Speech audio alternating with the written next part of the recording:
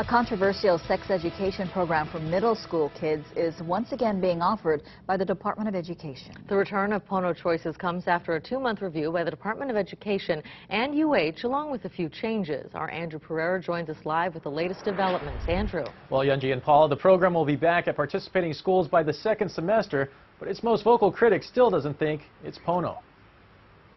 Direct, explicit, and unabashedly bold, Pono Choices was implemented in 17 public schools over the past 2 school years.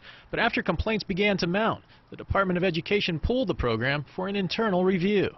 We considered the opinions of parents, community agencies, and medical professionals, and they gave us great feedback. Representative Bob McDermott led the fight against the controversial sex education program. And this whole program came out of Obamacare, and that's why it took about 2 years to work its way through the pipeline. Now we're seeing it. Here you go.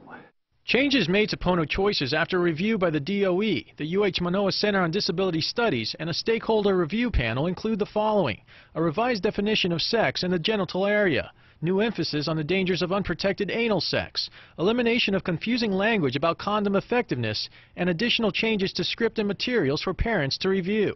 But McDermott believes Pono Choices is still not age appropriate, and he questions the medical accuracy of the information that's provided. I challenge you to find the name of the doctor who said it's medically accurate. Good luck, because we couldn't find it. The West Oahu lawmaker also objects to kids being given gift cards after participating in the sex ed program. That's because Pono Choices is actually a research project through the UH Manoa Center on Disability Studies. That was part of the incentive program in getting the students' responses. That was part of their grant application. McDermott says he's hit a roadblock after requesting how many gift cards were given away to students and the amounts. I've written to the DOE twice asking what the amounts were. We know that in Philadelphia, the program Making Proud Choices, it was $100 a student back in '98.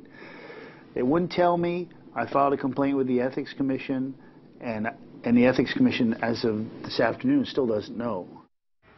We requested information about those gift cards from UH, but have yet to hear back. The DOE says 7 school principals have tentatively agreed to participate in Pono Choices, but we don't know which schools. Parents will have to opt in before their kids can participate in the curriculum.